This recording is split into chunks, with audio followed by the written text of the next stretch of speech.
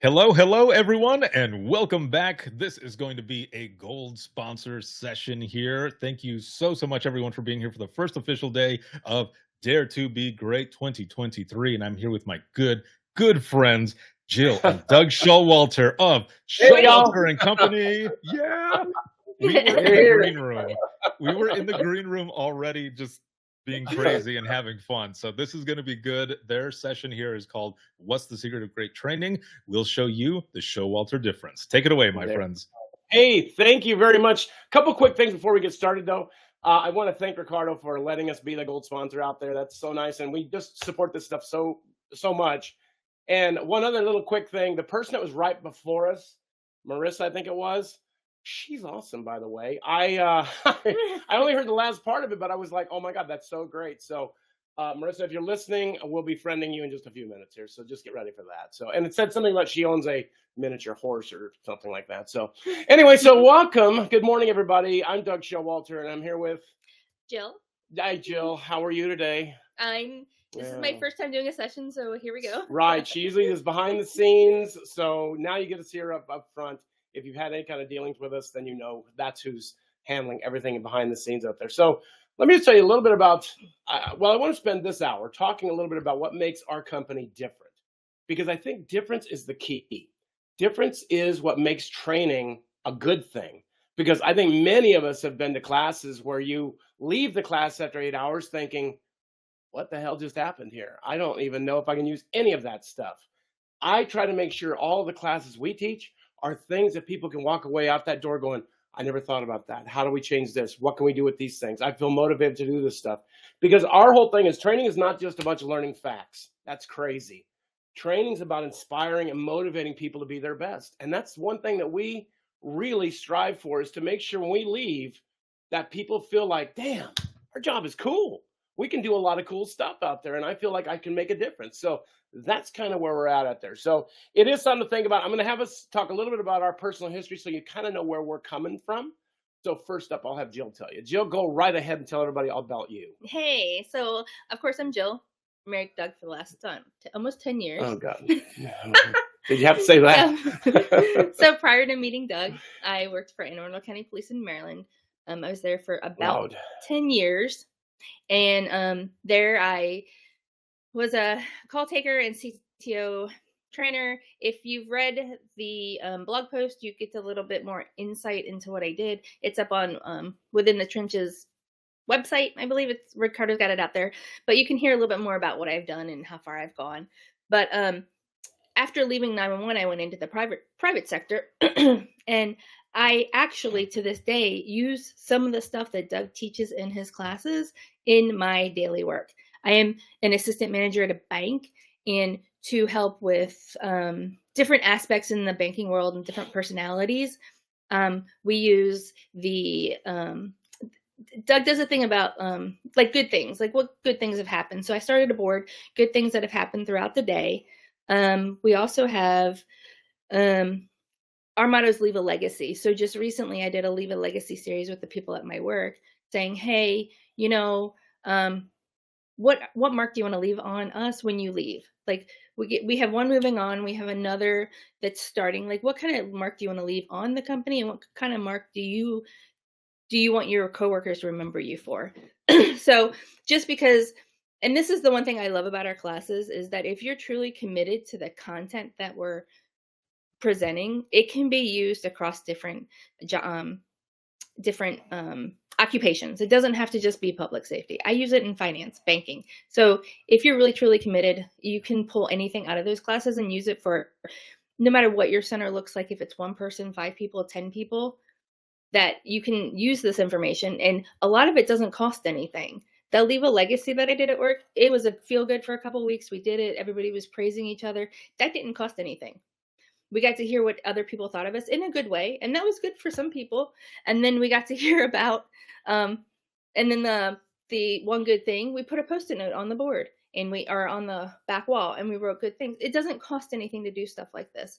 So that's what I like about us, that we give you ideas that don't cost anything, and it doesn't hurt to try anything like that. So yeah. And you know, like she's talking about, we're going to talk a little bit about more what she was saying. is we talk about reminding people of the good stuff we get to do. We remind people of the legacy that they're building. And you're going to hear me talk about legacy throughout today because that's our motto of our company is leave a legacy. And it's important. I mean, when we did this thing in classes where I have people, tell each other that they appreciate each other and thank this stuff. We'll talk about that in a second. But it's important. When I talked about that, Jill said, I think I can make that in my business too. So she just put up a big sticky thing on the wall and said, every day you have to put something that you're thankful for on that wall. Just write something. It doesn't have to be something specific, anything. And so they started doing this, and it really, you could feel the change with people. And that's what it's all about. It's about reminding people of all the good things that are out there. And people were putting stuff like, I watched the NFL or I ate at Chipotle. And it's like, that's fine because it's still looking at the good things. It's not saying how negative things are. It's actually having you say, what's good? What was good today? And I like to do that with our classes too. So it's important to have these things. So let me tell you a little bit about who I am. If you don't know who I am, I'm Doug Showalter. And for 30 years, I worked for the California Highway Patrol. And the California Highway Patrol, you should know, has 26 communication centers up and down the state of California, from our largest in LA, which I think at the time was about 200 dispatchers or so. And then they're scattered about the rest of the state out there. And I had the opportunity to work in 10 different comm centers out there. Started my career in LA, had a lot of great experiences. You're going to hear about those in a few minutes too. And it's a great experience because here's the unique part of the California Highway Patrol. No matter where you get hired in the state of California for the Highway Patrol, soon as you're hired, you are immediately sent to our academy where you'll spend a luxurious 3 weeks at our academy. Now, when I say luxurious, it's bunk beds and cafeteria food, but it's still a great way to kind of immerse a new dispatcher into what we actually do. So we have a live-in academy for the dispatchers, and they're at the same academy that the officers have to go for 28 weeks. So it's a great kind of experience, very unusual. So, and throughout my career, I've had several different management positions and things like that. And I got asked to take over the statewide training program up at the academy in Sacramento. So I went up there to take that thing over, and I wanted to make sure that these new people, when they walk in the door, they understand the importance of what they're doing. And so our agency swears in our dispatchers. A lot of agencies don't. We do. We swear them in. And so the minute they got up there, the first thing we did, the very first thing when they were in the class, all these brand new dispatchers sitting there, we would have them all stand up and we'd swear them in with the highest ranking person I could find. And it kind of sets the tone for that 3 weeks. This is not an ordinary job. This is a job that's unique and comes with a lot of responsibilities. And so I wanted them to walk out of that place with a lot of like understanding of that foundation that we gave them. And that was kind of a great thing for me to have that. And then when I left there, I went to San Luis Obispo, if you know where that's at. It's on the central coast of California, which was great because it was a whole new dynamic for me because I grew up in LA. And in San Luis Obispo, we had a lot of animals: deer, cattle, bears, mountain lions, great white sharks, all this kind of stuff that I was never used to dealing 911 calls about. Somebody hits a deer, somebody hits a bear. I'm like, holy cats, this is crazy. But it was a great kind of experience for me to have these things. Besides working in LA, with all the riots and stuff, and I'll talk about that in a few minutes. But it was a great learning experience for me. And I took all those experiences when I went to the academy. I was in charge of the state stuff. And we went to all kinds of extra training, all kinds of stuff. We got a really great way. And I thought to myself, I don't want to be the only one who went to this. I don't want to go home going, I got all this extra training. I said, I'm going to put that in classes for everybody. I'm going to teach that around the country. All my experiences, I'm going to show them, hey, we can share this information. And that's what it's about, sharing that information, not letting it just go by the wayside. So it's definitely something we think about with these things. I mean, we founded the company back in 2015. And here's the funny thing about this. I remember when Jill and a couple of other our friends were saying, you guys should start your own company. And I'm like, no, it's terrible. You got to get lawyers and all this stuff. And they were like, no, you can do it. And I'm like, so we finally went and I bought the book, which is behind me over here, called Starting Business for Dummies. That one of those yellow books. And it's like, I got that thing, started reading it, thinking it doesn't look that hard. So, and we're a unique company because I like you, get a lot of unsolicited emails. And I'm like, good Lord. I mean, all these people advertising stuff that I could care less about. And I really don't want to do that. So I said, okay, look, we can start our company, but we're going to do it differently. I don't want to advertise everywhere. I want our stuff to be basically word of mouth. If you know who I am, or you've been to a class, or you've seen us at a conference, that's what I want. I'm not going to send you an unsolicited email, and we still don't. We don't really do any advertising besides this or Facebook. That's about it. I mean, I want it to be people know the message they're getting, and I don't want to inundate them with 100 emails going, hey, what about this? So I think that makes us unique because of that. And one other thing makes us unique, which is really important, is the fact that I said, dispatchers don't work 9 to 5. They don't. And there is nothing worse if you've ever taught a class and you've got people that just worked graveyard sitting in the class and they're tired and they're sleepy and they're gone. And it's like I said, we're not doing that either. We'll host a class whenever the heck they want it. If they want an afternoon class, we'll go. If you want an evening class, I'll do it. I've done virtual classes at 1 a.m. because I know dispatchers need the training. We want to give them the training. And I want them to say, you know what? I think it's great that we're coming at different hours, weekends, holidays, whatever, because I want dispatchers to have this training, and I want to make it as easy as possible to get everybody at your place. And that's the way we can do it. And a lot of times people are very surprised when they're like, why are you coming in at 3 o'clock in the afternoon? Because that's when you're here. And I want to teach you at that particular time. I don't want you to have to come in and move your days off and all that other scheduling craziness we got going on. I want you to be able to get that kind of good training when you need it, not when you have to get scheduled to go to it and you're already tired. So, and thank you, Angie, for being awake. And I do want to mention that we know training budgets are tight right now. Training for dispatchers is probably the least of things that are thought of when training budgets are put in. So when I do 100% of the correspondence, I do the training, the scheduling, the communications, the invoicing, everything that has to do with not teaching a class, I do. Except for this. But anyway, so when I'm talking to somebody who's wanting to host a class, I will purposely help them maximize their budget because I know that budgets are so tight for training. And that's why we do offer those classes, odd hours, 10 a.m. to 7 p.m., 12 p.m. to 8 p.m. We want to help maximize that budget for you and get as many people trained. And we also charge a flat rate.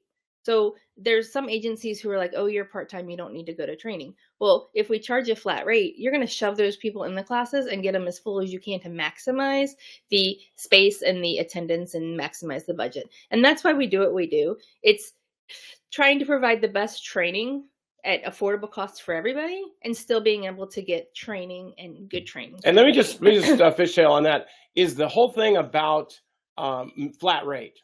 We charge one flat rate for as many people as you want to put in that class. Mm-hmm. If you want to do a class of 5, okay. If you want to make it 100, that's fine too. It's the same rate. There's no individual cost because I know that kills a lot of agencies. They're like, I got to send this person, but if they don't go, we lose that. No, just get one flat rate that covers everything and then send as many people as you want. I really don't care what you do. So, I've taught in auditoriums. It's fine. I would rather have a huge bunch of people there and have the agency going, it really didn't cost us that much because we're doing a flat rate. And it's like, I don't throw in a lot of hidden charges. It's everything in once. There are no hidden charges. No. And the fun thing is a lot of people, when they see me, they're like, oh, Doug, we were emailing you the other day. And I'm like, you really weren't, because all the emails go to her and she does all the emailing back. I don't do any of it. So, if people want to email me or DM me personally, that's fine. But as far as scheduling and all that stuff, it's all her. She sends it all out there. So it's always funny when I go to teach places and they're saying, is Jill here? And I'm like, no, Jill's not here because I'm going to do the class. I'm like, oh, we've been dealing with her. And I'm like, I know, but she tells me, so we're okay. We have this thing. So it's just something to think about with that stuff. So, that's what we talk about. We wanted a flat rate for fees. I don't want to charge per person. I just don't, because I want you to get as many people as you want in there. I don't care. Get a lot of them in there. And it's like, and the correspondence that Jill does, as soon as you send something, she sends it right back. And even though she's working in a bank, she still has the time to actually respond to people in classes when I bring up, hey, if you'd like a copy of this, send us an email and we'll go ahead and send it to you. And they're like, we already got it. She already sent it to us. And I'm like, that's what I'm talking about. I don't want to play this game of, years down the line or whatever. I want to make sure everybody gets that kind of thing. It's important to have that stuff. So, And I was gonna, my okay, goal in corresponding with people is if you send us an email, my goal is to have an email back to you within 24 hours. she does. Regardless of what it says. It could say, hey, you know what? Let me look into that. I'll get back to you in a couple days. Or let me talk to Doug. I'll get back to you in a couple days. But within 24 hours, my goal is to have a response to you because I want you to know that we do what your emails are important to us. I'm not just going to have it sitting there. If it's class stuff, I try to get it out the same day. If it's conferences, sometimes it does take a little bit longer and maybe a week just because there's so much going on with conferences. But I do. My goal is 24 hours to respond to any email that comes into the inbox.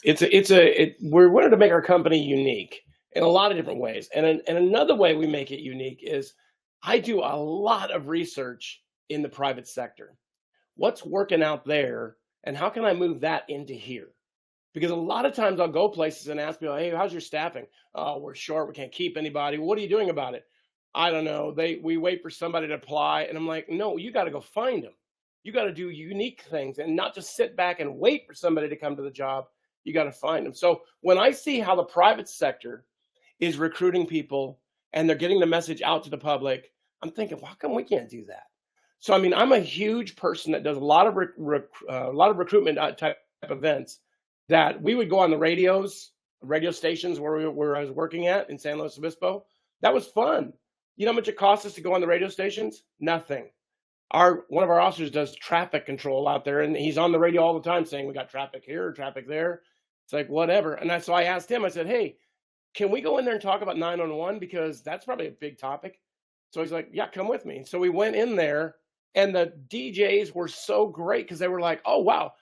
So let me ask you this: what happens when I call 911? What about this? What about that? And we talked about all of that, including, how to get the job.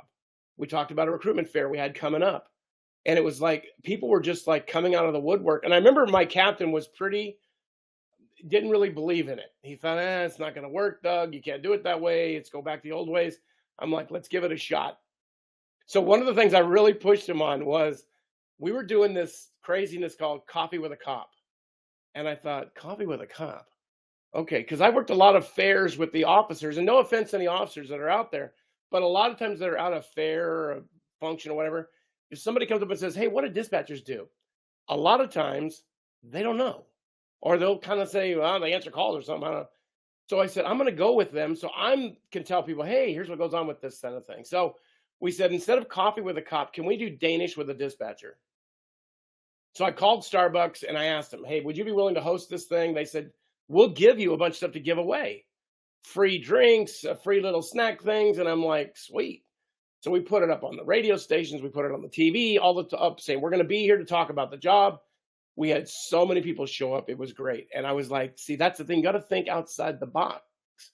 And that's why when I do so much research in the private sector, that I see what works out there and how come we're not doing it in here? We have to start thinking that way. So just to give you a quick little thing of some of the people that I do a lot of research with, John Taffer, you know, the guy from Bar Rescue that screams all the time. Oh my God. It's like, shut it down. Sorry. We don't do that kind of stuff. When you see John Tapper in person or on podcast or whatever, nothing like that at all. But he's got great business insights that you can take and say, wait a minute, that would work in our place. I'll give you an example. One of his biggest things is bar owners that don't train their staff. And then they wonder why they're losing money. So he said, you cannot have that kind of thing. You have to make sure that your staff is well trained and you've given them the right tools to do the job. Who does that sound like? That sounds like our job. That sounds like something we should be thinking about. And I'm like, I always ask people, have you been given the right tools to do this job? And tools could be training, experience, talking to each other, all of that stuff. It's important to kind of remember, just because John Tapper's talking about bars, you can still take what he's saying and implement it into what we do. And there's a lot of that kind of stuff. One of the other things he talks about is the importance of a leader that wants the staff to be successful and shows it through his actions, through what they do. And I'm like, holy cow, does that sound like our comm centers? When I ask, do you think your supervisors and your management really want you to be successful and have provided you with the right tools to do the job? A lot of times people are hesitant to answer. And I'm like, we have to kind of look to that private sector and say, wow, that's something we should be definitely thinking about with these things. Another great guy Can is, I can I oh, can you good. so Chelsea and Amy, I see you guys talking about wanting to bookmark those classes. We have our website and email address in another slide. It's coming up in a So second. Yeah. just be patient for a second. We'll get that up information up to you Wow, guys. that's nice. Yeah, but it's something to think about when I do so much research in the private world. I mean, I've listened to conferences about teachers. I'm not a teacher, but when you listen to those guys talk about the importance of teaching people how to do the job in an effective way, and I'm like, oh my gosh, that makes such sense out there, because I see sometimes people say, our training is not really good, and I'm like, okay, well, think about it this way. How did people in my generation, I'm a baby boomer, I'm not ashamed to say it. I know Jill's not, but I am. But it's like, how do people in my generation know their 1, 2, 3 ABCs? Usually after dinner, we cleaned the table off. We sat at the table with our family and we had to write cursive writing, all this stuff. We did our homework like that.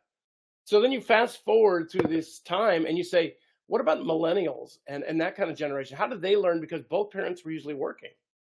So the thing that really taught them was Sesame Street and conjunction junction. What's your function? Those things taught people stuff. I learned more about voting from a bill is a bill up on Capitol Hill than anything else. And I'll tell you what did that teach kids? That taught kids that learning should be fun. And then they go to your place and they're thrown the NCIC manual and said, read it.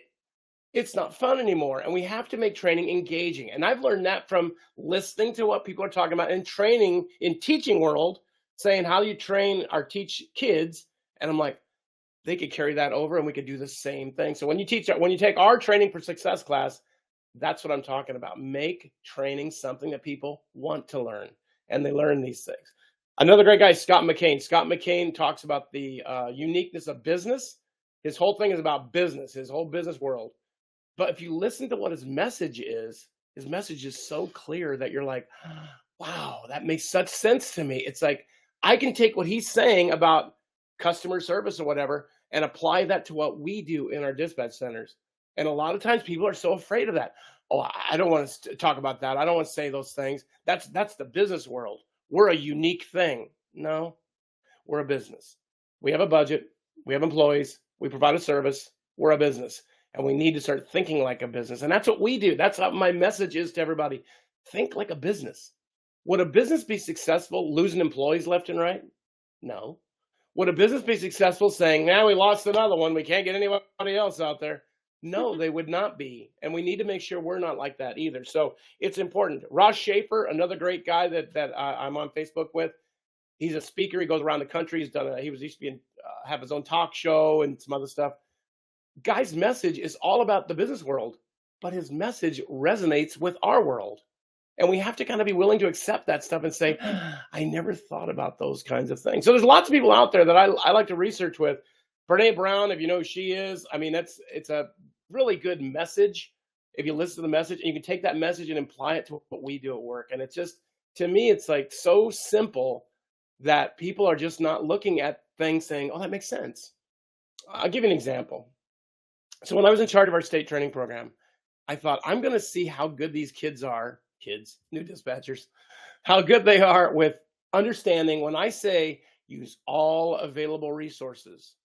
So I would go out on the Friday that they were there, the first Friday, and I would say, hey, we have 26 communication centers. Your job by Monday is to get the name of one dispatcher from all 26 centers, but you just have to use all available resources to get that information.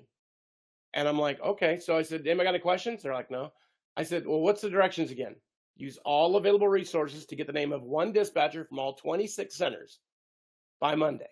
Anybody got any questions? They said, no, and they left. And I said, darn. So Sunday night, I started getting calls from around the state, people going, Doug, this has got to be your craziness. People are calling, asking for names. We're telling them we can't give them names. I'm like, I know, it didn't work. So Monday comes around, and I said, all right, who's got all the names? Nobody. And I said, what were the instructions? Use all available resources. Okay. Am I a resource? And they're all looking at each other going, it can't be. He's a supervisor. He's going to trick us. There's got to be something there. I'm like, no, it's that simple. I'm a resource. I had already told my entire staff, if anybody asks you the names, give them all of them. but you all chose to make it harder on yourselves. And that's what I'm talking about with thinking different ways of making training engaging. I mean, it's important to have that kind of stuff. Now, I'll tell you, fast forward about 6, 7 months later, I had another whole group of kids up there, and I did this. I don't mean kids, new dispatchers. And I said, okay, let me try this again. So I tried it again, and I asked him, anybody got any questions? And I see a kid in the back, and he's like raising his hand, and I'm like, yes, sir. And he goes, can you give us a name? I said, sure. And I gave him a name, and everybody's looking at him like, what the heck is going on here? And I said, any other questions? He raise his hand. He goes, yeah, can you give us all the names? I said, sure. Here they are. And I gave him all the names. And it's like, people have to understand all available resources are sitting right in front of you. All these people that I told you I research, they're right there. They're right in front of you, throwing out information to you. But a lot of people are like, I don't want to listen to that. And we have to make sure we start listening to all those things out there. So, I mean, our classes, and here's a thing about my classes. And this is something I've said from the very beginning. I am not going to teach a class that I'm not proficient in. I'm just not. We've all been to those classes where somebody's teaching, and you're like, excuse me, when did you do this job? Oh, I've never done it. Well, that's interesting, because I wouldn't go fly an airplane and teach people how to fly airplanes, because guess what?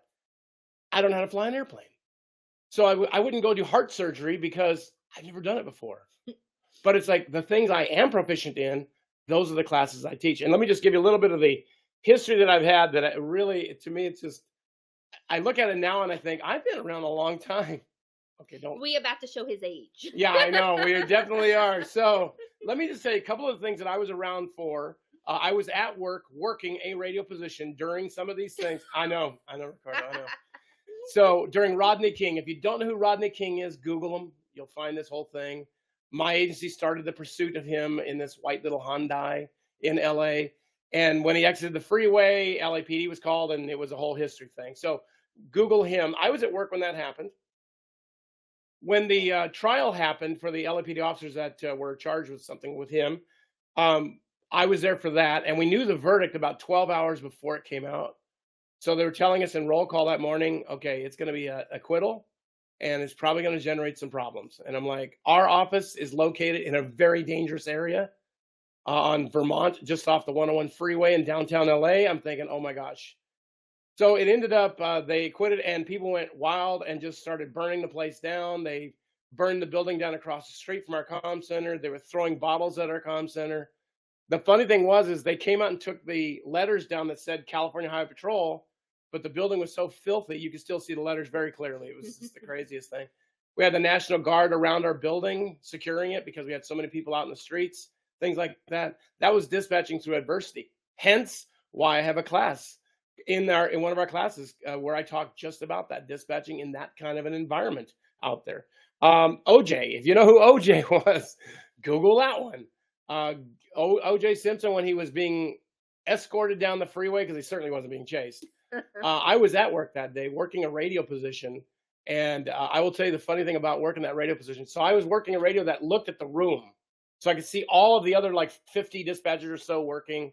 And we had, I think, 12, 15 radios and a whole bunch of call answering positions. It was a very large center. And we're all doing this stuff. Well, people were calling like crazy during that incident on 901 to tell us, let OJ go. And I remember thinking to myself, I think he killed somebody. I think he really did. So we can't let him go. But it was just this experience to be working when this thing is happening right in front of us. And it's like, oh my gosh, that's great. And we learned so many lessons from that. We learned that our DOS-based CAD, if you know what DOS is, our DOS-based CAD could not handle it. It was very slow and very hard to deal with. But it's one of those things where you learn those experiences out there. Bank of America robbery in LA, where these two guys wanted to rob a Bank of America. They went out to get in their car. The car was disabled. So they started walking through the streets of North Hollywood, shooting at people. I mean, I was at work that day. It was the craziest thing to kind of deal with when you're hearing officers saying, we know they've been hit, but they're still moving because they have been fully armored up. So it was a big thing out there. Was that the one where they got the tank? No. Oh. Northridge earthquake where the freeway collapsed. I'd worked that day. You think people were happy in LA about traffic before that? Oh, a lot of unhappy folks out there, including our dispatchers who couldn't make it to work. So it was a crazy thing out there. I also worked during the Occupy movement stuff and all the election protesting stuff. Now, I'll tell you what's really funny is in San Luis Obispo, where I last worked, we got a report that they were going to have a big protest and they were going to protest downtown and all this stuff. And it was like, oh my gosh. And so we were getting ready for it and we're preparing all these things. And we're having everybody take radios and all this stuff. And when they started actually protesting, I got a call from one of our undercover people in the crowd. And he said, Doug, so these are some of the laziest protesters I've ever seen in my life. And I'm like, why? And he's like, they've only gone like a block and half of them want to leave. I'm like, well, that's good for us. But it's one of those things where if you've been involved in all these experiences, I take those with me and I talk about them in classes. And, some of the classes I play my tape. You hear me talking to 911 callers. And it's the learning experience to say, what would you do if you had that call? I mean, I got a good one that I play in some of the classes, a pursuit, where a guy we're chasing for like 45 minutes, he calls 911. He gets one of our dispatchers who is new, and she comes running into the office and says, Ted, take this call. And I'm like, oh my gosh. So I grab the call. I'm like, who is it? She goes, it's the guy we're chasing. I'm like, oh my God. So I'm talking to this guy and I'm like, sir, why are you not pulling over? And he goes, well, I don't know. Should I? And I'm like, I think you should. And he's like, really? And I'm like, yeah. And he goes, well, okay. And I'm like, holy cow, he's actually doing it. I'm like, it was the craziest thing. But it's to get that experience out and tell everybody, are you ready for that kind of a call? Are you ready for that kind of an instant? It's something to definitely think about when we talk about these issues with these experiences out there. And it's something we definitely should be discussing. I mean, we talk about using all those resources we have out there. Every time you do anything out there in the world, think about the resources. I've got a cabinet right here behind me that's loaded with books that have nothing to do with dispatch, but they have everything to do with business. And business is something we should be thinking, oh, wow, wait a minute now. That's kind of a good idea. I mean, I'll give you an example. And I talk about this a lot now because of, obviously, the age thing going on. So baby boomers like myself, we're going to all be retiring here soon. And I'll tell you what, in the next 10 years, they're predicting that there's going to be a massive exodus of baby boomers that are going to be leaving the workforce. 50% of those will probably be in leadership positions, meaning somebody's going to take over. Who is it? Is it the person that's sitting back going, whatever, nothing we can do about it? Or is it the person that's saying, you know what, I'm going to invest in myself and I'm going to start researching stuff like Doug's doing, or I'm going to try to get a hold of him, or I'm going to see what he's researching, and we can kind of do this and become that invaluable person out there that people are like, wow, that guy's got some good stuff out there. And we have to think about these things because those people have been on 30 years. When they decide to leave, what are they leaving with? Yes, experience, knowledge. They've done this stuff before. I'll give an example of how I use this stuff. I was working at one of the comm centers that I worked at, and I was training somebody, and I was still training. As a supervisor, I was still training on the floor because I like doing that. And I'm training this new dispatcher on a radio position. And one of our officers comes on and does this thing we call a roller. And I'm like, okay, so a roller to them is where they're rolling along the highway, and he wants to run the tag on the vehicle in front of him, the license plate. So I'm thinking to myself, I wonder why he doesn't run it on his car, because he could easily do it. And then I realized it's a Canadian plate. Now, no offense to anybody from Canada that's maybe on here, but Canadian returns don't look necessarily like you'd think. And so when I got this return on my screen, I'm looking for words like valid, current, something. And I'm going line by line on this thing, and I can't find the darn thing. And I'm like, where the heck is it? Because my officer's then coming on the radio saying, any return on that? And as a good dispatcher, I had to tell him, the computers are real slow. They weren't, but I had to say, what do you want me to say? I had to say something. So I'm like asking people in the room, hey, does anybody know how to run one of these damn Canadian plates? And Marcia, this lady been on 35 years, getting ready to retire the following week. Marcia says, hey, you know what? Hold on a second. She pulls up this big old binder from underneath her desk, opens it up. She got all this paper in there. She pulls out this piece of paper that says Canada at the top. She hands it to me and she goes, here you go. This shows you how to do it. It had all these arrows on it. So I look at the return. I'm like, oh my God, this is great. So I give it to the officer and he goes away. And I said, Marcia, will you make me and my trainee a copy of this thing? This is great. And she goes, okay. And so I turn back to talk to my trainee and I'm telling her something. And I look at my screen and I can see the reflection of Marcia still standing here. And I'm like, Marcia, what are you doing? And she's like, nobody's ever asked me for this stuff before. And I'm like, well, I want it. And I said, in fact, what do you plan on doing with that big old binder that you've been collecting for 35 years when you retire next week? And she goes, Probably throw it in the trash. And I'm like, oh, hell no. I want the whole damn thing. And she's like, what? I'm like, I want the whole thing. So she's like standing there. So I turned back to tell my trainee the importance of getting all available information. And I'm telling the importance of sharing and learning from each other and stuff like that. And I look back at my screen, and I still see Marsha's reflection still standing there. And I'm like, what is she doing? So I'm like, Marsha, what are you doing? And she's crying. And she's crying and she's sitting there saying, nobody's ever asked me this stuff. And I'm like, I want it. And she's one of those people, really a sweet lady. Oh my God. I don't know how she lasted in this for 35 years. She's so nice. But she's like hugging me and she's like, nobody's ever asked me. I'm like, well, get off me, number one. But I said, I want the whole book. So she went and made copies of this thing. And it was so great because when we looked at the book, there was stuff in there that was crazy. She had one thing about how to recover a hand. Apparently, we found a hand on the highway, and we put it in the missing body parts system, which I've never even heard of. And I'm like, it was crazy. But what of all that experience have walked out that room and been thrown away if we hadn't captured that? Absolutely. And that's what I talk about with these things. It's like we have to think, wait a minute, I don't want to be the only one with that kind of information. Oh God, I just see Keely just wrote in there. They found a hand one time. I'm like, maybe it's the other one. Yeah, maybe it's the other one. It wasn't a right hand. We had a left hand. So, but it's one of those things where it's like we forget to use the resources sitting right in front of us. She was right there. She was right behind me. And it's like, and she had tons and tons of information. And it was one of those, oh God, it was part of a cult, she says in the comments section. That sounds like it needs to be a section. Yeah. But I couldn't believe it though, because I was so like, to me, it was a great experience to kind of grab that from her. And for Marsha, it was just such an emotional, like, she'd been collecting this stuff, and now somebody's asking for it. We want that stuff. And that's what it should be. It should be us saying, let's share those experiences with everybody.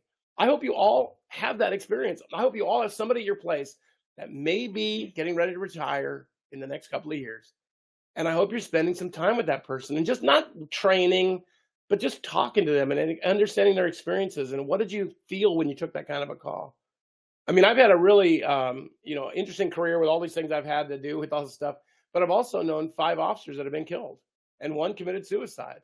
And it's like, I remember Marsha was talking to us one time, just on a break. We were out there talking, and she was talking about post-traumatic growth. I'd never heard of it. And I'm like, what's that all about? And she said, basically, it comes down to, what did you learn from the experience? We've all gone through something horrible, but what did you learn from these things? And one of the last ones that I think we really had, we had an officer get hit and seriously injured. And it was one of these things where you could see everybody in the room was kind of like tensed up because we just weren't ready for it. We were just kind of thinking nothing's ever going to happen, and it does. And we need to start talking about that stuff. That's why I became a real big believer in peer support, really big.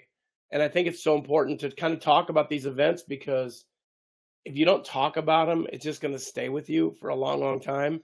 And I know we've all had these things. Jill had experiences with this kind of stuff. I've had a lot of these experiences with things, but we need to kind of start sharing that stuff. That's why when I teach classes, a lot of the stuff that I teach is experienced, because I can tell you, hey, here's what's going on with this. Here's what's going on with that. Oh my God, Roxy, do you think it was a bear instead of a hand? Oh, jeez. Well, I'm telling you right now, it's one of those things where we have to kind of think, do I want to let those experiences go by the wayside and not deal with it anymore? Or do I want to say, let me take a minute and figure out how I can make this a useful experience? So when I'm teaching classes, I'm always looking at it in the sense of, if I was in the crowd, what would I want to hear? Would I want to hear some guy up front saying, this is how you do it, this is what goes on? Or would you rather have me say, let you hear my tape? In fact, I'll tell you one that's kind of funny. When I first took over the academy job, I was up there for the first day, and they had a class going. They had about 20 new dispatchers, and they were out playing a tape. They were doing this thing they call type along. And a type along is where they got a pursuit, because we did a lot of pursuits. They had a pursuit going on the tape, and you had to type to keep up with this thing. And so I was like standing on the floor with one of the instructors, and I said, what's this all about? So she's telling me how they're practicing with these things. I'm like, that's pretty cool. So she goes, wait till you hear this tape. This guy is crazy. And I'm like, let me hear it. So she's playing it for the class, and it's a pursuit. It's in Riverside, California.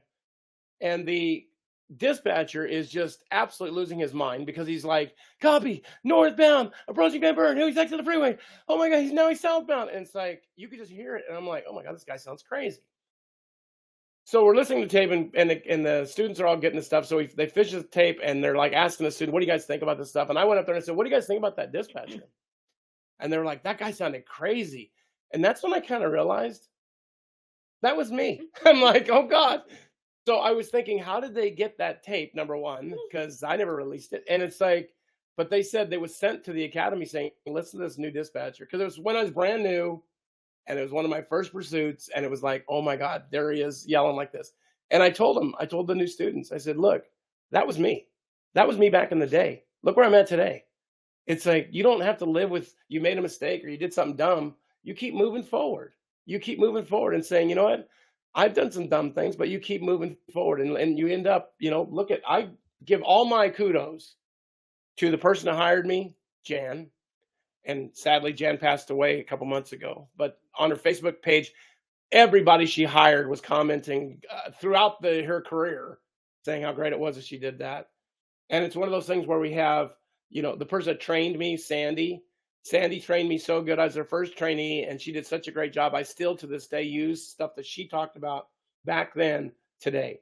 And between Jan and Sandy, I mean, they put me where I'm at today. I mean, I'm here today because of those two people that really saw something in me. And I always ask, people like yourselves out there, do you ever mentor people and talk to them about, how to do certain things? Let me show you, let me help, let me do this kind of stuff. Because I always tell people in my leadership class, here's a plug for that. There's a leadership class tomorrow, but but the leadership class, I'm always telling people, the sign of a good leader, just a simple thing, is if you're working next to somebody you don't like, and they just had a tough call, and you have enough gravitas to say, "Are you okay? That sounds like a tough call. Are you all right?" Because it takes away all the high school crazy pettiness and says, you know what? This is a business. This is an important business. And it does impact people. Whether you like them or not, it still impacts people. And we got to consider that stuff. So, I mean, I talk about those kind of things a lot. And it's like the classes we currently offer, there's only 4 of them, but here's the deal with these 4 classes. The 4 classes we offer are transformable, meaning you can add stuff. If you say to yourself, hey, we want a message about this, or could you hit this more hard, or could you do this kind of thing? We can change these classes around. The core message of the class is still there. We've just injected what you needed to have specifically in there. So it's the same basic principle. The classes are basic. It comes down to training for success, which is kind of our CTO version, but it's my version of training for success, because I've seen so many times people go get training on how to train people, but they really don't get the way to train people. They get the book. This is how you do it. This is what's required. But they don't get the idea behind training and the importance of using different kinds of ways to make somebody learn. Just like I told you with that conjunction junction craziness. If you can make training something people want to learn, and people want to learn these things, it makes training go really good. And you should be thinking about that. When we talk about training, you should be considering yourself, are all your CTOs doing it the right way? Are they all following their same guidelines? Are they all helping each other? Because if they're not, then there's a problem. And you got to look at that. John Taffer, again, Bar Rescue, he talks about the importance of having understanding that a person that walks in is new needs support. They need the training. They need to know that management is on their side and saying, we've invested in you. We want you to get this kind of stuff. Because I try to always tell people, if you calculate the amount of money that it costs to hire one person, it's unbelievable for 1 year. I will talk about that in tomorrow's class, in the leadership class, because you should know how much it actually costs to hire one person. And here's the deal. If I hear one more person say, oh, well, we lost another one, they can't hang with it. You know how much money that department just invested and just lost? No business would ever be successful doing that. No business would ever survive doing that. Losing that kind of money every single time and having a cavalier attitude about it of, who cares? We lost another one. They can't hang. That's why everybody has to work in the same basic way to make that person successful. And when I teach that training for success class, we talk about all the aspects of training to make it, what are you trying to do? If you're writing a DOR that's really negative, are you trying to motivate that person to come back tomorrow and keep going? Or are you just punishing them? And one of the big things I talk about in the DOR class is I talk about the F word, because that's such a powerful word. And whenever I hear people write that word down, you failed to do this, you failed to do that, what kind of inspiration or motivation are you giving to that new person to say, you know what, I'm going to give it a shot. Maybe I can come back tomorrow and do better. You're not. There should be something else besides the F word. So we have to kind of get rid of that. So that class is pretty all encompassing, and it's a really, I've had so many good comments about that class, the training for success. We can do it in an 8-hour class. We can do it in a 16-hour class. There's a lot of writing involved with it, a lot of interactions, things like that. That's a big one for us. I'll do expecting the Okay. So Right. our another class that we have is expecting the unexpected. This one, it goes through all the events that you never want to have happen during your career, but you still need to have those memory markers and have an idea of what to do. So it covers sinking vehicles, active shooter, kidnapping, electric vehicles, animal encounters, mutual aid, terrorism, dispatching during civil unrest.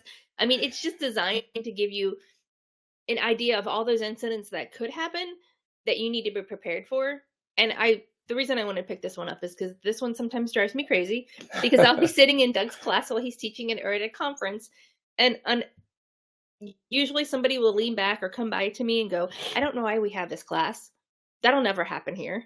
That's the whole point of this class, is that these things can happen anywhere. I mean, we're here in Nashville and we had a bombing on 2nd Avenue in Nashville. Who would have ever thought? So just because you don't think it'll ever happen where you are, it could happen. I mean, sinking vehicle in the middle of the country, you wouldn't think it would happen. But if you have rivers or if you're at the base of a mountain, you could easily have flooding. What are you going to do? So that's why I like this class, because it does talk about all those incidents that you'll never think you'll have, but you never know. Yeah, we do talk for a lot of those. I mean, the school shooting part of that class is important because I don't approach that as most people approach the school shooting aspect as these are what the officers are going to do. They're going to come in and do an L formation or a reverse diamond, and they're going to go after these people. I don't talk about that part. I talk about who's going to be your caller. We talk about if you got kids calling you, or you got a kid that's on Facebook living you at this thing. What about all the parents that are calling you saying, where do I go? I'm going to the school right now. We learned that with Uvalde, where the parents were showing up at the school. It's like we approach that whole thing differently because I don't want to, I'm not an officer, okay? So I'm not going to tell you how to research a building, but I can certainly tell you what kind of calls we're going to have, and I can put you in that classroom when something's going on. We do an exercise in that class that is very, very interesting that we talk about. And a lot of people, when I do this exercise in the class, they're like, I really never thought about that. I really never thought that this is what they're experiencing in that class. So we definitely talk about those kinds of things. That's a great class. Expecting the unexpected, always a good class. Lots and lots of information. It's a whirlwind ride from the very beginning all the way through the end of the day. It's a lot of stuff going on. The other one is doing time and dispatch. And I've had people ask me, does that mean like somebody's a part-timer? Your class called doing time and dispatch? I'm like, no. It's because I've been around the country meeting dispatchers from every place. And I hear a lot of people talk like they're in jail. I'm like, you're not waiting for parole. You're not doing time, meaning you got 4 more years to go. I mean, this is a great job, and we should all be understanding of that. And that's why that doing time and dispatch kind of is geared to re-inspire people, re-motivate people to come back and say, our job is pretty damn awesome. I mean, we save lives and we do all these cool things. And it's such a great thing to think about when people do that kind of stuff. We give them these great ideas about how important your job actually is. And people leave there thinking, we do have a pretty cool job. Wow. I mean, it's just something to think about. We sometimes just dismiss these things. But we talk about in that doing time and dispatch, we talk about a lot of different kinds of things to motivate people back on track. We talk about the bad customer service, and we talk about the importance of, we don't necessarily have customer service. And I always talk about that because we don't have customers. We don't have a buy one, get one day or coupons. But we definitely have service. And our service is geared based on our mission statement, our core values, all those things. That is what provides our understanding of what our service level should be. We don't have customers. I mean, we get repeat callers, not because we're asking for it, but sometimes they want to call every day. So, but we have those things, but we have a service level, not a customer service level. We have a service level. And finally, the last one is a business of leadership. That class is all about being the best leader you can be, whether you're a supervisor or a brand new employee, because everybody's a leader. And if you're going to be in tomorrow's session I've got going on, we're going to talk about that, how people sometimes think the only way I can be a leader is if I have a title. Well, I'll tell you what, I worked for somebody who was a captain. And this guy was, I don't care if he was in uniform or not, he would always introduce himself as, hi, I'm Captain somebody. Hello, I'm Captain somebody. And I'm like, People look at me and I'm like, hey, I'm Doug, how you doing? Because I'm like, I'm not into the title thing, but he loved to say his title so much. We wanted to buy him a hat that said captain because he was just so, that was his whole thing, was my whole life is this is what I am. That's it. And I'm like, there's more to just being a captain than that. I mean, you have to say these things. So it's important to have that stuff. And I'll tell you what, that business leadership class, I've taught that for the FBI. We got asked to go to the FBI to train a class for them. And I was surprised, to say the least, because I remember asking them, like, do you know who I am? I'm not a police officer. It's like, and I said, who's going to be in the class? And they said, senior FBI agents, chiefs of police, and sheriffs. I'm like, oh my, okay. So we went and did the class. It was great. The people were so great. I was surprised though, because I'm like, they didn't listen, or they didn't get distracted by the messenger. They listened to the message. That was the class I considered a win when nobody walked out after the first hour. Yeah, me too. I was like, wow, I thought they'd all leave after that. I told them who I was. But it's one of those things where they all got the message, but just let the messenger give it to them. And it was like, it was such a great experience for that kind of thing. So we have those kinds of calls out there. And a couple things before we end this little segment. I know we only got about 8 minutes left. One thing that I talk about a lot is our, well, that's our contact information. If you need to get a hold of us, it's available all over the place. You can go to showaltercompany.com or send us an email or go to our Facebook, Instagram, Twitter, you name it, YouTube, all that stuff's on there. We have lots and lots of stuff on there.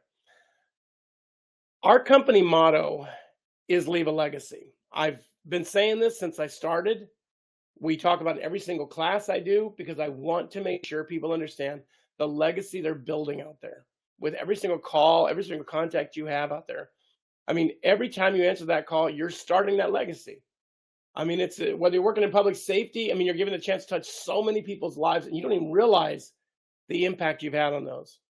I mean, it's like, you probably don't think, I mean, I'll tell you what, I always tell people that, can you change somebody's history? And then I hear people say, oh, Doug, come on.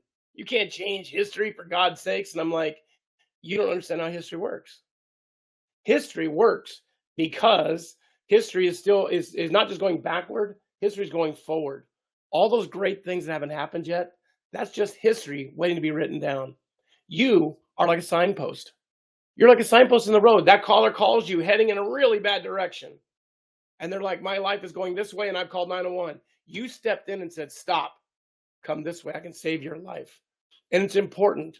I mean, some of you are going to change things on a big scale. You're going to make massive changes out there. And some of you will do it on a really personal level. Maybe that coworker you're sitting next to has a bad day. And maybe you just said, are you okay? Are you all right? That's going to change somebody. Maybe they just need an empathetic person to say something to them. I mean, that's how history gets changed, when you take action and you do these things. And it's important to think about this stuff. I'll give you one quick story before we have to go, because we're going to talk about one other endeavor that we're involved with. But I was training a class at LA County Fire, and Los Angeles County Fire Department is huge. And so we're on a long break, and I asked the battalion chief, can I go sit with one of your dispatchers to watch them do EMD? Because I have never done it. We didn't do EMD. I work for the police. So they said, yeah, we got a girl just got off training. You can go sit with her. And I'm like, wonderful. So I go out and sit with her, and she's a new employee, and she's like anybody new. She's putting Post-its all over her position, with notes and stuff. And she's talking to me, and she's going, oh my God, I went to the store the other day and I bought some shoes. And I'm like, holy cats. I'm thinking to myself, just sign the phone on. Come on. So she finally signs the phone on, and she's got it going. And so first call she takes, not a big call. She handles it, no problem. Second call she takes is a guy choking. And the guy is like, you can hear him like, oh my. And his kid is about 14's on the phone. And he's like, hey, my dad's choking. And she goes, listen to me right now. You do this. Come on, you can do this. You can do this. Do this, do this, do this, do all these things. Finally, you hear the dad going, oh my God. And she goes, sir, paramedics are at your door. He lets them in. She hangs up and she goes, and then I went back to the mall the other day. And I'm like, what the hell? Oh my God. And she's like, what? And I'm like, that guy's life was right there. And you stepped in and saved it. You didn't go to the scene. You didn't go out there and hold his hand. By your voice, you saved his life. And I said, that is a powerful thing. And she's sitting there, and she sits back in her chair and she goes, I never really thought about that. I'm like, I know we don't think about the impact that we have with these things. And we have to kind of think, damn, there are people walking around today because of you. There are people having a life, starting a family, doing things because of you. And that's a powerful statement to have. And that's why I talk about leave a legacy so much. And if you go to my classes, we give you a leave a legacy bracelet because it's so important to think whenever you're doing this kind of a job and you're answering the call. I always wear mine, and when I'm reaching for the phone or whatever, it's like I can see it says leave a legacy on it. And this is the call. It could be the call of my career. And we need to kind of have these things. All right. So one quick thing before we get out of here. Are we doing We Speak Dispatch? Yeah. Oh, okay. So as many of you know, we have a podcast, We Speak Dispatch. And I actually see some people in the comments who've been guests on the podcast. Yes, it's true. So on top of working full time and on top of handling all the Showalter and Company communication, I am the one who does all the scheduling and wrangling for We Speak Dispatch. So when you email us or contact us about being a guest or you want to hear or get more information about something that was talked about or be in contact with somebody who was a guest, that's me doing all that communication. So I am quite busy. And again, I also, my goal is to respond to everybody within 24 hours on that email as well. Even if it's hey, I forwarded this on, you should be hearing from somebody shortly. But We Speak Dispatch is born of COVID. So we were getting together with our friends from around the country and we were doing happy hour like most people were during that time. And we were inevitably would end up drinking and talking about public safety. So one day a friend of ours called us and said, hey, let's start a podcast. Now, Doug had talked about doing a podcast when he retired. And we're like, you know what, this might be a good opportunity to kind of like start something and see where it goes. So in May of 2020, we launched We Speak Dispatch. And here we are 3.5 years later, and we are having the time of our life. We have had so many guests. We've had so many fun episodes. We're getting ready in a couple weeks to record I believe it's third or fourth Christmas episode, which is my favorite. So I'm not usually a guest on there because I do all the scheduling, but we leave that to our friends Leslie, Joe, John, Glenna, and Doug are usually the people who are the main people. It's just we encourage everybody that if you haven't listened to We Speak Dispatch, take a listen to it. Last I saw it was like 26,000 podcast plays, 46 countries, which is great. And we've been all over. We've had a guest from Ireland on there not too long ago. Great guy. However, when he spoke really fast, I didn't know what the hell he was saying. So we also had Dr. Andre from Qatar, and I see him in the comments. We did have Dr. Andre on there. He's in the comments over there. So it's like, but it's one of those things where it's like we started that little podcast and it has just taken off, and we have such a fun time with it because it's only 15 minutes long. We keep it real short, and there's a reason behind that because you can listen to it on your way to work, on your way home, or on a break, and then go and talk to everybody about it, saying, hey, they were just talking about this thing. What do we do with that? Or how do we handle these things? Or what's our situation? So that's why we keep it at about 15 minutes or so. Now, we've had some people go longer. We know. But when they're really good guests, I can't stop them. I'm like, we got to keep going. So, but we do try to make it 15 minutes long. So go check it out. We Speak Dispatch. It's on everything you could think of. It's all over the place out there. So, Ricardo, we are basically done for the day. So if you are, why is he sorry? Jeez, Ricardo, don't be sorry. I see. There he is. So we're a group of 6 of us who've been friends for over a decade. Yeah. So I think that makes a big difference when you're talking about, we don't rehearse the episodes. We usually don't talk about the topics, or we usually don't I think Ricardo can just testify to that we don't tell anybody the topics. No, it just pops on, and whatever comes out of your mouth comes out of your mouth. I get bleeped a lot, which is yeah. So yeah. So if you want to join, come on. It's a great time. Yeah. And if you don't have a topic, we'll throw one at you, and you have to come up out the cuff. So yeah, the reason I was saying sorry is because that was right at the moment that Doug was saying sometimes they go over 15 minutes and we're sorry. That's why I was saying I'm sorry, because I think the ones that I've been on, excuse me, we've gone over a little bit, but we just we get in there and we just start talking that it's a lot of fun, and they're correct. If you haven't checked it out or you've not been a guest, do so, but be prepared, because when the first time I jumped on, and it was like a Saturday morning, I think, when we were recording, I jumped in and they're like, okay, we're going to get started. And I said, okay, well, what's the topic? And like, well, hold on, we'll start it. And I was like, okay. And then it just happened. and it just started, and I'm sitting there, and in my head, I'm thinking, "Don't let me be the first one. Don't let me be the first one." Because every person gets a chance to answer whatever random, topic or question, whatever comes up. So I'm sitting there praying, and nope, I was the first one. I'm like, son of a We said Yeah. we got to give him the first question right now. Yeah. Yeah, it was fun, but then I'm sitting there, and then gave my answer. I was like, okay, heart be still. And we like to keep it fun and lighthearted. Nobody Yeah. wants to drive to work with a depressing No, podcast. no. You want to start Yeah. the day off with, or end the day with something fun and exciting. In fact, I think I hate to admit this, but I listened to one of your things, Ricardo, with me and Leslie at a conference talking to you. God, it Oh, was like almost an hour long, but I was listening. I was driving somewhere and I was listening to it, and I'm like, it was so fun. I couldn't remember some of that stuff, and I'm like, oh my God, that was really funny. And we were just having such a blast on this thing. yeah, So that was a good anyway, time. I think I have some pictures of us. It might have been yeah, at like Navigator in Vegas or something I like that, think and we that were one just was the Navigator one. I think. Yeah. yeah, that was hilarious. We had a fun Well, time.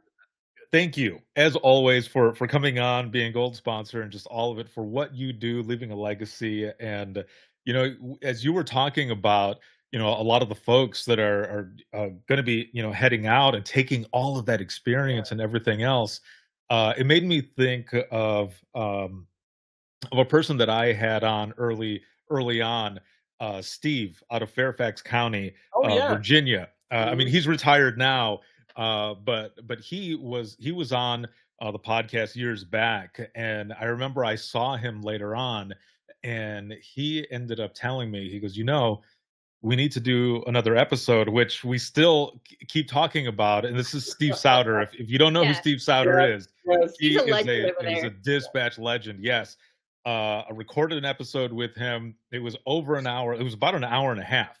And it was I couldn't respond. Usually I respond with like a comparison, but when your first day is in dispatch is on the radio with no other training, just pencil paper, do it. It's the day that Dr. Martin Luther King was assassinated, Oh and yeah. he's working in the DC area, right? And he's stuck in dispatch for like 3 or 4 days straight because of DC riots. Oh When God. something like that happens, I didn't know how to respond. When it Yeah. was my turn to talk, I think I just did the Keanu Reeves, "Whoa." Like, I didn't know what else to say, but Yeah. that was I Wow. bring that up because when he and I were talking, what he was telling me was, "I have a lot more stories, and we need to record them because when I'm gone, they're gone." And I Yeah. remember standing there looking at him like, "Okay, Yeah. like, we'll do this." Yeah. So Yeah. all of God. it has been it's interesting for all I of just, that, but and I hear people talking in classes that have been on a long time, and I'm asking them, has anybody ever talked to you about your experiences? No. And I'm like, they want to tell you. I'm like, they want to tell your experiences, and they're just like, nobody's asking. And I'm like, So hmm, at my day job, I am very purposeful about not being the only one to know anything. I am constantly showing everybody else how to do other things because if I'm not here, what are you guys going to do? I can't always be the one to know everything. So mhm, I purposely making sure that everybody knows how to do something, how to find it, where to yeah, get it. Like that's I don't good. care if I answer right away, but at least know where to find it. If I know what it is, you're going to know what it is. And I think it's mostly from listening to him. And like if I leave, what do? They'll find it eventually, but Right. Yeah. eventually. Really quick before we wrap this up here, I just want to say for all of you who are on here, if you've not joined the community, make sure to do so. I'm going to have links in there for Doug and Jill as well, and Showalter and Company. But I also, when I very first started out, a good friend of mine, Gary Allen, who passed away a few years ago, he was running Dispatch Magazine online, and he Oh had yeah. about 20 or so pages worth of audio that he hooked me up with to be able to use. So passing stuff on, I'm going to add that whole audio library to the community as well, probably within the next week or so. And one of those audio tapes, as I'm showing my age, one of those audio files that's there is the entire like 45-minute audio from that shooting, that North Hollywood shooting. And it is crazy. oh, Yeah, that's good stuff. Yeah, Yeah. That I was good. have that one on there, so I'll be adding all of those. But again, thank you both very much, and for those of you who are on here, the next 2 sessions, there's gonna be 2 sessions going on at the same time for this next one. So just Wow. go ahead and, press on the schedule, and you'll be able to find both of them. This is gonna be for silver sponsor and bronze sponsor. One is gonna be Shannon, Polito, and she is the founder of, Help from the Headset. And then we've got a, bronze sponsor as well going on, and that is gonna be with Jameson Peavy House and of Rapid SOS. So there's 2 different sessions that you can choose from, and we'll see you all in the next ones. Thank you guys Thanks, very, everybody. Bye. very Thank you much. very much. Thank you. I know.